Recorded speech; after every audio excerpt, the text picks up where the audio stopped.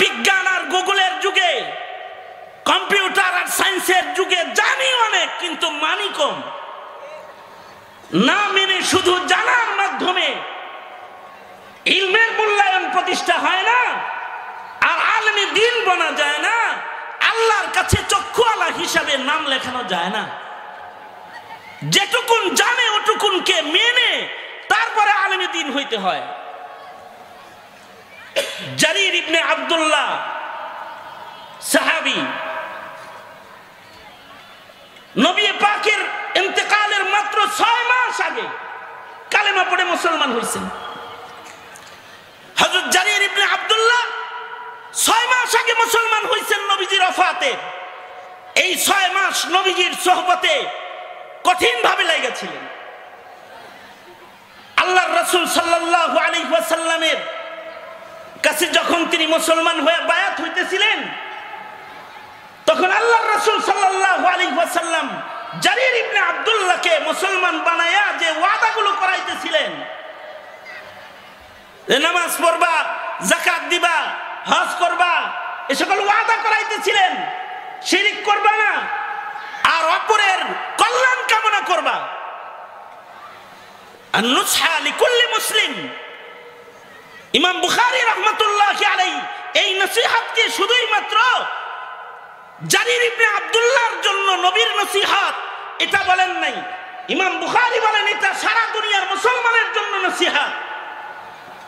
জারির ইবনে আব্দুল্লাহকে আল্লাহর রাসূল নসিহত করেছিলেন তওবার সময় যে মানুষের খায়ের খাহি করো।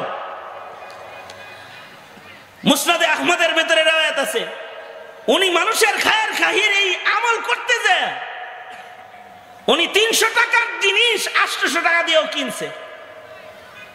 জারির ইবনে আব্দুল্লাহ গেছেন বাজারে ঘোড়া কেনার জন্য। ঘোড়া কিনতে যায় ঘোড়াওয়ালাকে বলে, এই ঘোড়া বেচবা? হ্যাঁ। দাম কত? 300 দিরহাম। আশ্চর্য সাহাবী জারির, উনি বলে, এই এত দামি ঘোড়ার দাম বুঝি 300 টাকা হয়? তুমি তো একটা মগা মিয়া, ভাও বাড়াও, দাম বাড়াও। তোমার ঘোড়ার চাইতে চিকুন চিকুন ঘোড়া বাজারে আছে যেগুলোর দাম বেশি, তাওরানীতেও আছে, রিওয়ায়াত মুসনাদে আহমদে আছে। তোমার এই ঘোড়ার দাম বেশি হবে। এত কম দামে এত ভালো ঘোড়া কেউ বেচে নাকি? দাম বাড়াও। ঠিক আছে তাহলে 500 টাকা। না হয় নাই, আরো বাড়াও। বাড়াইতে বাড়াইতে বাড়াইতে বাড়াইতে শেষ বেলায় ঘোড়াওয়ালারে কয় আর একটু বাড়াও। তো বাড়াইতে বাড়াইতে 300 টাকার ঘোড়ার দাম এখন ঘোড়াওয়ালায় কয় 800। হযরত জারির ইবনে আব্দুল্লাহ বলে, আমি 800 টাকা দিয়ে কিনলাম। 300 টাকার ঘোড়া 800 টাকা দিয়ে কিনা যখন যায়, খাদেমে কয়, আমনে তো দেই একটা মগা, আপনার কাছে ঘোড়ার দাম চাইলো 300, বাড়াইতে বাড়াইতে আপনি বাড়াইলেন 800, বেশি দিলেন 500। এটা কোন চালাক মানুষের কাম? হযরত জারির ইবনে আব্দুল্লাহ বলে, আমি আল্লাহর রাসূলের হাতে হাত রেখে যখন কালেমা পড়ে মুসলমান হয়েছে, তখন আল্লাহর রাসূল বলেছে, খায়ের খাহি করো। যতদিন বেঁচে থাকবা খায়ের খাহি করবা, আর এক ভাইয়ের কল্যাণ কামনা করবা। এ কারণে আমি খায়ের খাহির এই আমলটা, এই ইলমটার আমল করার জন্য, নবী পাকের হাতে হাত দিয়া কৃত এই ওয়াদাকে বাস্তবায়ন করার জন্য আমার আরেক ভাইয়ের খায়ের খাহি করে 300 টাকার জিনিসটাকে দাম বাড়ায় 800 টাকা দিয়ে কিনলাম। মানে নিজের ইলমের মূল্যায়ন কত করতেছে।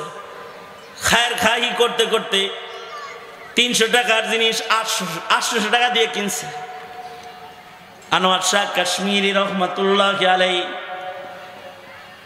উনি যখন ঘর থেকে বের হইতেন, মাদ্রাসায় যাইবেন অথবা মাদ্রাসা থেকে স্টেশনে যাইবেন, তো রিকশায় চড়ে যাইতেন। আনোয়ার শাহ কাশ্মীরি আলেম যেমন বড়, তাকওয়া ওরকম বড়। আনোয়ার শাহ কাশ্মীরি আলেম কত বড়?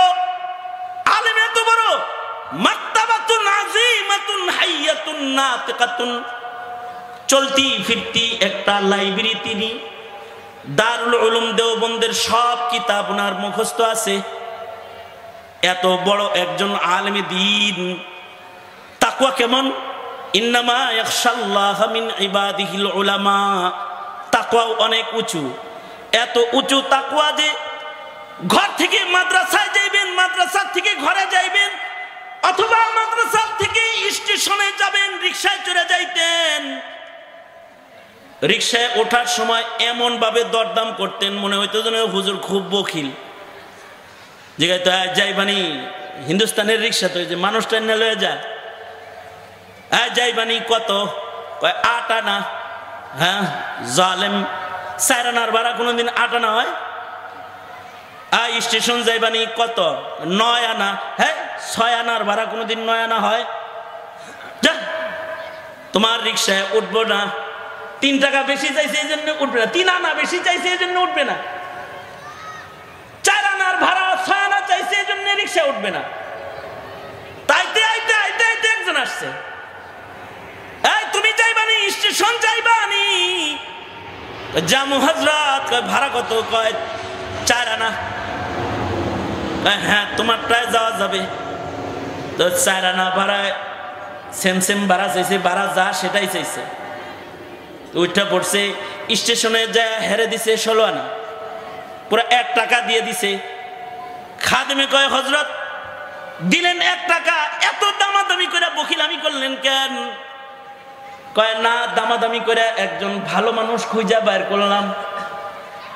দামাদামি করতে করতে একজন ইনসাফওয়ালা মানুষ বাইর করলাম, যে জুলুম করে টাকা কামাই করে না, মানুষের কাছ থেকে ন্যায্য ভাড়া চায় না। এমন একটা ভালো মানুষ ইন্তেখাব করার জন্য দামাদামি করলাম। আর স্টেশনে আইসা তাকে 3 গুণ বাড়ায়া ভাড়া দিয়ে দিলাম এজন্য যে আমার কামাইয়ের একটা হিস্সা, একটা ভালো মানুষের ঘরে গেলে একটা ভালো মানুষের উপকার হবে। আর নুসহা লিকুল্লি মুসলিম, নবীজির নসিহা এমন, সারা দুনিয়ার মানুষদেরকে নসিহত হলো যে ভালো মানুষ, ভালো আচরণ মানুষের সাথে সব সময় করতে থাকবে। ভালো ব্যবহার করতে যায় 4 আনার ভাড়া 16 আনা দিয়ে দিছে। এটা হলো ইলমের মূল্যায়ন করেছে। হযরত আবু হুরায়রা রাদিয়াল্লাহু আনহু সাহাবায়ে কেরামের ভেতরে সবচেয়ে বেশি হাদিসের রিওয়ায়াতকারী সাহাবী, কিন্তু হযরত আবু বকর সম্পর্কে বলা হয় আবু বকর আলামানা, আবু বকর আমাদের ভেতরে সবচেয়ে বড় আলেম, কিন্তু রিওয়ায়াত তো আবু বকরের বেশি না। হযরত ওমরের ইন্তেকাল যেদিন হয়ে গেল, সেদিন আব্দুল্লাহ ইবনে মাসউদ রাদিয়াল্লাহু আনহু চিৎকার করে কাঁদতেছিলেন আর বলতেছিলেন যে ইলমে দ্বীনের 10 ভাগের 9 ভাগ মারা গেল। যখন ওমর মারা গেল তো ইলমে দ্বীনের 9 ভাগের 10 ভাগের 9 ভাগ মৃত্যুবরণ করলো। এটা বলে ইবনে মাসউদ কাঁদতেছিলেন। লোকেরা বলেছে আব্দুল্লাহ ইবনে মাসউদকে, কত বড় বড় আলেম সাহাবী বাঁচা আছে, ওমর মরছে আর 9 ভাগ মারা গেছে ইলম, এটা কিভাবে হয়? তো আব্দুল্লাহ ইবনে মাসউদ বলতেন ইলমের আসলি হালাত হলো তাকওয়াল্লাহ। ওমর মারা গেছে, দুনিয়ার মাটির উপরের 9 ভাগ তাকওয়াল্লাহ মারা গেছে।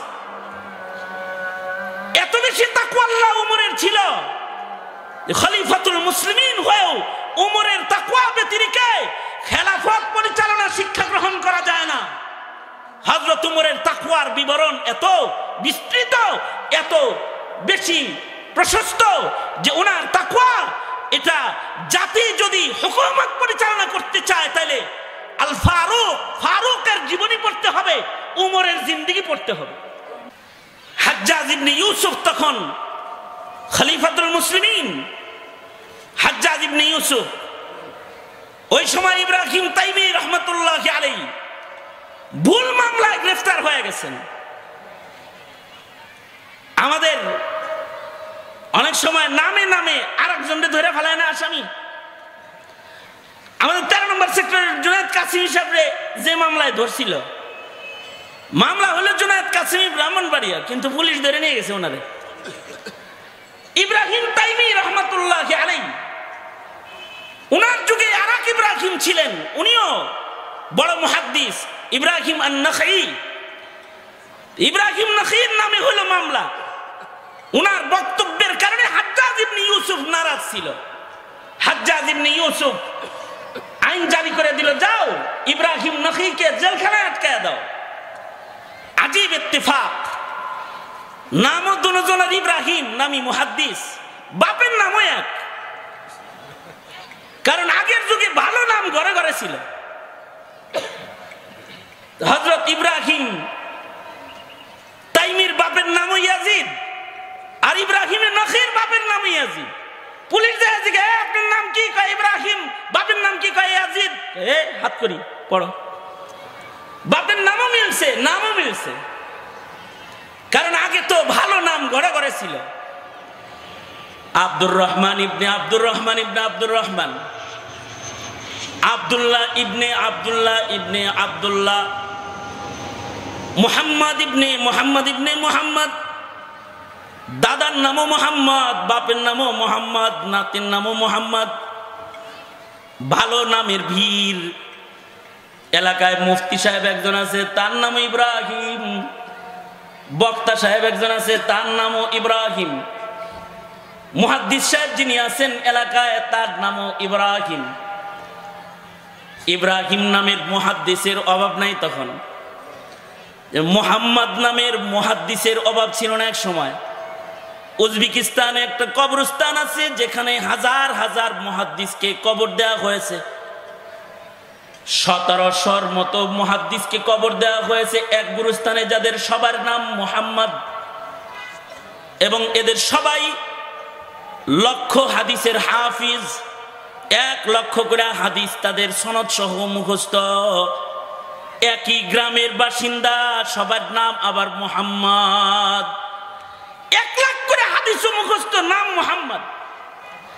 ইব্রাহিম তাইমির নামও ইব্রাহিম, ইব্রাহিম নখীর নামও ইব্রাহিম। দুজন বড় মুহাদ্দিস, বড় তাবেঈ। মামলা হয়েছে ইব্রাহিম নখীর নামে। হাজ্জাজ ইবনে ইউসুফ রাষ্ট্র বিরোধী মামলা দিছে। অপরাধী জেলখানায় পাঠায় দাও। পুলিশ যায় ইব্রাহিম তাইমিকে যায় বলে, এই অ্যারেস্ট, গ্রেফতার। ইব্রাহিম তাইমি নিজেও জানেন যে মামলাটা আসলে আমার নামে না, মামলা হলো ইব্রাহিম নখীর নামে। জান্না শুননা উনি বললেন, বান্দা হাজির, গ্রেফতার করে হালাও। তো উনি হাত আগায় দিছেন, হাতে হাত করি পড়ায় ফেলছে। উনি কিন্তু জানেন যে মামলা ওনার নামে না, মামলা ইব্রাহিম নখীর নামে। কিন্তু পুলিশ ভুলে ওনাকে ধরতেছে, উনি জানেন, তারপরেও নিজে হাত আগায় দিছেন, গ্রেফতার করে লয়ে গেছে। ইব্রাহিম নখী জীবনেও এই কথা বলেন নাই যে মামলা তো আমার নামে না। মৃত্যুর আগ পর্যন্ত এ কথা মুখ দিয়ে উনি উচ্চারণ করেন নাই যে মামলা আমার নামে না। নিজেকে নিজে পুলিশের হাতে সাপোর্ট করেছেন, জেলখানার ভেতরে নিজেকে পেশ করেছেন। অনেকগুলো ইরাদা, তার ভেতরে একটা ইরাদা হলো সিগারুন নফস ওনার ভেতরে আছে। ওনার ধারণা হলো আমি ইব্রাহিম তাইমি জেলখানায় থাকলে ক্ষতি কম হবে, আর যদি ইব্রাহিম নখী সে জেলখানায় থাকে তাহলে জাতির ক্ষতি বেশি হয়ে যাবে। সুতরাং সে বাইরে থাক, তার জেলটা আমি খাটতে থাকি। নিজেকে নিজে ছোট মনে করতেছে। আর একটা হলো নিজের জন্য যেটা পছন্দ করা, পরের জন্য ওইটা পছন্দ করতেছে। আহিব্বা লিন্নাসি মা তুহিব্বু লিনাফসিকা তাকুন মুসলিমান। মুসলমান হইতে হলে পরের জন্য যেটা পছন্দ করবে ওইটা নিজের জন্য পছন্দ করতে হবে। নিজের জন্য যেটা অপছন্দ করবে এটা আরেক ভাইয়ের জন্য অপছন্দ করতে হবে। সঙ্গত কারণে ভাই ইব্রাহিম নখী জেলে থাক, এটা যেমন পছন্দনীয় নয়, তো ভাইয়ের জায়গায় দরকার হয় আমি থাকি। এক ইব্রাহিমের কল্যাণকামী হয়ে নিজেকে নিজে ছোট মনে করে ইব্রাহিম তাইমি জেলখানার ভেতরে নিজেকে পেশ করেছেন। এবং আশ্চর্য, ওনার সাওয়ানেহের ভেতরে আছে জেলখানার ভেতরে উনি ইন্তেকাল করেছেন। আশ্চর্য জেল ছিল তখন, এমন জেলখানায় পাঠানো হয়েছে যেই জেলখানার উপরে ছাদ নাই, অর্থাৎ যখন বারিশ বর্ষণ হয় বৃষ্টিতে ভিজতে হয়, যখন রৌদ্র উঠে তখন রৌদ্রের আগুনে পুড়তে হয়। মরুভূমির মাঝখানে ছাদবিহীন জেল। এখনকার জেলের ভিতরে মোবাইলও আছে, কম্পিউটারও আছে। এখনকার জেলখানার ভিতরে খাটও আছে, মশারিও আছে, আন্ডা মাছ ঠান্ডা আছে, ভালো খাবার আছে। কিছু মানুষ তো জেলে থাকে না, শ্বশুর বাড়ি থাকে, জামিন হওয়ার পরে বাইরে হয় না। কি ভাই আপনার না জামিন হয়ে গেল, বাইরে এলেন না? বাইরে এলে আবার ধরবো, ভিতরেই থাকি ভালো। অথবা বাইরে গেলে ক্রস ফায়ার করবো, এনে শ্বশুর বাড়ি আছে, আরামে থাকে, খায় দায় ভালো, খায় ভালো পরে জেলখানায়। আর ওই সময়ের জেল ছাদবিহীন জেল। আগের জমানার জেল ছিল কুয়ার ভেতরে জেল, কুয়ার ভেতরে ফেলে দেওয়া হতো। কুয়ার ভেতরে, এই কূপের ভেতরে বছরের পর বছর থাকতো। ইমাম সারাখসি রহমাতুল্লাহ আলাইহি তিনি হুকুমতের বিরুদ্ধে একবার উঙ্গুলি তুললেন। হুকুমতের উঙ্গুলি দেখাইলেই তো মুশকিল। শেখ সাজিদুর রহমান দামাত বরকাতুহুম হুকুমতকে উঙ্গুলি দেখাইছে, আইন বুঝা শুনে পাশ করে দেখাইছে না? আগের যুগেও আলেমরা এরকম উঙ্গুলি দেখাইতো, উঙ্গুলি দেখাইলেই সমস্যা। ইমাম সারাখসি হুকুমতকে উঙ্গুলি দেখাইছে। হুকুমত ইমাম সারাখসিকে জেলখানার ভেতরে ফেলে দিয়েছে। কেমন জেলখানায় দিছে? যে জেলখানা ৪৫ ফিট মাটির নিচে, ৪৫ ফিট গভীর কূপের ভেতরে ওনাকে ফেলে দেওয়া হয়েছে। আর এই কূপের উপরে লোহার ঢাকনা দেওয়া আছে, জালি দেওয়া আছে। বৃষ্টি আইলে বৃষ্টিও পড়ে, রোদ পড়ে। রোদ যখন উপরে থাকে তখন রোদ ঢুকে, অন্ধকার কূপের জেল। এইখানে ওনাকে 11 বছর রাখা হয়েছে। আশ্চর্য, একজন আলেম জেলখানার ভেতরেও ইলম থেকে নিজেকে দূরে রাখে নাই। ইমাম সারাখসির ছাত্ররা যে হুকুমতকে বলে, আমাদের উস্তাদ জেলখানায় আছে, আমরা জেলখানায় পড়ব, আমাদেরকে উস্তাদের জেলখানার চতুর্দিকে বসে পড়ার অনুমতি দেওয়া হোক। সরকার ইমাম সারাখসিকে জেলখানার ভেতর থেকে পড়ানোর অনুমতি দিয়ে দিচ্ছে। ইমাম সারাখসি উনি জেলখানার ভেতর থেকেই সবক পড়াইতেছে। ছাত্ররা উপরে ইলম শিখতেছে। মাবসুতের 11 খণ্ড 11 বছরে উনি জেলখানার থেকে তাকরির করেছে, ছাত্রদেরকে পড়াইছে, আর ছাত্ররা লিখছে। বাকি খণ্ডগুলো উনি জেলখানার থেকে বের হয়ে সম্পূর্ণ করছে কিতাব। আমাদের আকাবিররা জেলখানার ভেতরে ইলম সংরক্ষণ করার জন্য দেয়ালের ভেতরে ইলম লেখা, ইস্তেমবাদ করে মাসাইল লেখা রেখে গেছে। জেলখানার ভেতরে মৃত্যু হয়েছে, জেলখানার ভেতরে দেয়ালে দেয়ালে দেয়ালে দেয়ালে মাসাইল লিখে গেছে। মৃত্যুর পরে ছাত্ররা কুয়ার ভেতরে ঢুইকা অথবা তাদের জেলখানার দেয়ালের ভেতর থেকে ইলম হাসিল করেছে ছাত্ররা। ওনারা জেলখানার ভেতরে ইবাদত করেছে, রাতভর নামাজ পড়েছে। জেল জীবনে নিরিবিলি ইবাদত করার জন্য নিজেকে জেলখানায় প্রেরণ করলেন ইব্রাহিম আত-তাইমি। আর ইব্রাহিমে নাখাইকে সাধারণ মানুষের ভেতরে কাজ করার জন্য ওনাকে মুক্ত রেখে আর একজনের মামলা নিজের মাথায় নিয়ে উনি জেলখানায় চলে গেলেন। 6 মাস পরে ওনার মা ওনারে দেখতে গেছে। ইব্রাহিম তাইমির মা ইব্রাহিম তাইমিকে দেখার জন্য গেছে হাজ্জাজের জেলখানায়। যায় দেখে রোদ্রের তাপে গায়ের চামড়া, গরমের মৌসুম ছিল তখন, গায়ের চামড়া পুইরা কালো হয়ে গেছে। সকল আলেমরা জেলখানায় আছে তাদেরকে দেখলে, তাদের জেলখানার কষ্ট দেখলে, তাদের চেহারা দেখলে কলিজা ফেটে রক্তক্ষরণ হয়। ইব্রাহিম আত-তাইমিকে মা এক নজর দেখে চিনতেছে না যে কোনটা আমার ছেলে, এটা চিনতেছে না।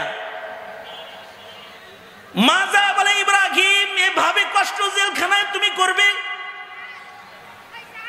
ইব্রাহিম আত-তাইমি বলে, মা তোমার একটা সন্তান যদি এখানে বন্দি থেকে দিনের উপকার হয় তাহলে তোমার সবর করতে হবে না? মাকে সান্ত্বনা দিয়েছে। এবং ইব্রাহিম তাইমি জেলখানার ভেতরে ইন্তেকাল করেছে, জেলখানার ভেতরে উনি শাহাদাত বরণ করেছেন। ওই যে কি ইলমের মর্যাদা দিতে যায় নিজেকে নিজে ছোট বানায়া, আর আরেক ভাইয়ের কল্যাণ কামনা কইরা জেলখানায় নিজে মরছেন, কিন্তু আরেক ভাইকে ক্ষতিগ্রস্ত করেন নাই। রুহামাউ বাইনাহুম, আলেম আলেমে ছিল ওইরকম হৃদ্যতা, ও ওইটা একটা জমানা ছিল। আর এখন হলো আলেম জেলখানায় নামধারী মৌলবীরা আলেমদের বিরুদ্ধে লেগে যায়, এখন হলো এইটা। আর তখন হলো আলেমকে মুক্ত রাখতে আরেক আলেম জেলখানার বন্দী হয়ে যায়। ইলমের সম্মান তারা যেই রকম জানতো ওই রকম তারা মানত, মানার কারণে তাদের নাম ইলমি মসনদের চূড়ায় আল্লাহ তাআলা উঠায় দিয়েছিলেন। আমাদের আকাবির হযরতরা এরকমই ছিলেন, এইরকমই ছিলেন, যেটুকুন জানতেন ওটুকুনকে মানতেন। তো মুহতারাম হাজিরিন, সঙ্গত কারণে শুধু ইলম হাসিল করার নাম ইলম না, ওই ইলম হলো ইলম যে ইলম মানুষকে ইনসানিয়ত শিক্ষা দেয়, মানবতা শিক্ষা দেয়, আবদিয়ত শিক্ষা দেয়। আর এই শিক্ষা একমাত্র মাদারিসে কওমিয়াতে যে ইলমে দ্বীনের শিক্ষা, এই শিক্ষাই মানুষদেরকে মানবতা শিক্ষা দেয়। নাস্তিক্যবাদ আর জুলুম অত্যাচারের রাজ যারা গঠন করে তারা কওমি অথবা মাদ্রাসা অথবা দ্বীনি ইলমের বারান্দা দিয়ে তারা কখনো ঘোরাফেরা করে না। তারা যারা জমাদের ফাসাদ সৃষ্টিকারী, ওরা হলো দুনিয়া বিজ্ঞান অর্জনের শিক্ষা নিয়ে তারা জালেম হইতে পেরেছে। আলেম কখনো জালেম হয় না। হ্যাঁ, আলেম জেলখানায় যেতে পারে, আলেম শহীদ হতে পারে, আলেম কোরবানি দিতে পারে, আলেম অন্যায় করতে পারে না, আলেমের দ্বারা জমিনের মানুষের ক্ষতি হতে পারে না। সঙ্গত কারণে সরকারকে বলবো, নাস্তিকদেরকে বাজারে ছেড়ে দিয়ে কোনো মৌলবীকে জেলখানায় রাখবেন না, রাখবেন না। কারণ মৌলবীর কাছে ইলমে দ্বীন আছে, যার দ্বারা জাতির হৃদয়ের তাকওয়ার চাষাবাদ হবে। আল্লাহ তাআলা আমাদের সবাইকে ইলমের মর্যাদা বুঝার এবং ইলমের সংরক্ষণ করার তৌফিক দান করেন, আমিন। এই আঞ্চলিক শিক্ষা বোর্ডকেও আল্লাহ তাআলা কবুল আর মঞ্জুর করুন, আমিন। এই উলামায়ে কেরাম তুলাবাদেরকেও আল্লাহ তাআলা কবুল মঞ্জুর করুন, আমিন। ওয়া আখিরু দাওয়ানা আলহামদুলিল্লাহি রাব্বিল আলামিন। আসসালামু আলাইকুম ওয়া রাহমাতুল্লাহি ওয়া বারাকাতুহু।